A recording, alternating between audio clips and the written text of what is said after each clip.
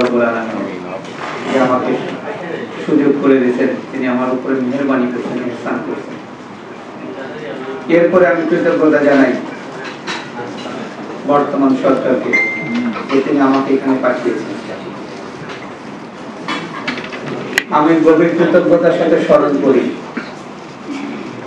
15 জুলাই থেকে 5 আগস্ট পর্যন্ত এই ছাত্র জনতার গণ অভ্যুত্থানে যারা শহীদ হয়েছে, আমি তাদেরকে শ্রদ্ধা করে স্মরণ করি। আমি গভীর শ্রদ্ধা করে স্মরণ করি 1971 সালে বীর মুক্তিযোদ্ধা যাদের আত্মত্যাগের বিনিময়ে আমরা স্বাধীন বাংলাদেশ পেয়েছি। এখানে আমরা যারা আছি আপনারা সবাই মৌলভীবাজারের, বেশিরভাগ মৌলভীবাজারের স্থায়ী অধিবাসী। পারস্পরিক যে সৌহার্দ্য সম্প্রীতি আপনারা ধরে রাখছেন,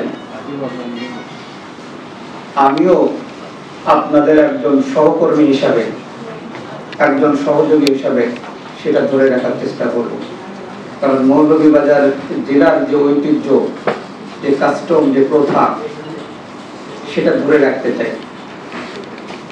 সে অনুযায়ী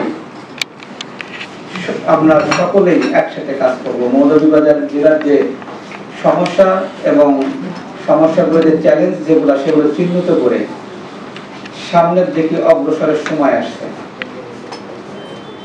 এখানে প্রায় 92টা, কোন কোন জায়গায় লেখা আছে 122টা, অনেকগুলো চা বাগান বন্ধ হয়ে আছে। 92টা যে চা বাগান, এখানে কাজ করার অনেক সুযোগ আছে। প্রাথমিক শিক্ষা, মাধ্যমিক শিক্ষা, বিশেষ করে শিক্ষা ব্যবস্থা নিয়ে কাজ করার অনেক সুযোগ আছে। মৌলভীবাজারে কোনো মেডিকেল কলেজ নাই। এখানে একজন সাধারণ মানুষ যদি অসুস্থ হয়ে যায়, তাহলে জেলা সদর হাসপাতাল আছে, না হলে তাকে সিলেট মেডিকেল কলেজে নিয়ে যেতে হয়। তাহলে এখানে একটা মেডিকেল কলেজ হলে, এখানে যদি বিশ্ববিদ্যালয় হয়, তাহলে এই এলাকার মানুষের উচ্চ শিক্ষার দ্বার খুলে যাবে।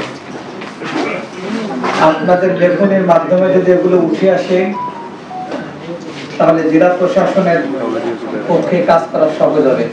কারণ আপনাদের বক্তব্যগুলো যখন আমি উপরের ঊর্ধ্বতন কর্তৃপক্ষ দৃষ্টি আকর্ষণ করব যে এখানে কোনো মেডিকেল কলেজ নাই, এখান থেকে একটা রোগী বা পেশেন্টকে আমাদের যদি সিলেটে নিয়ে যেতে হয়, ঢাকা নিয়ে যেতে হয়, অনেক কাঠখড় পথ হয়, এখানে কোনো বিশ্ববিদ্যালয় নেই। ফলে এগুলো আমাদের জন্য সহজ হবে যদি আপনারা এগুলো যদি করেন যে পজিটিভ, যে আমাদের একটা বিশ্ববিদ্যালয় চাই, আমাদের মেডিকেল কলেজ চাই, তাহলে আমাদের জন্য পজিটিভ।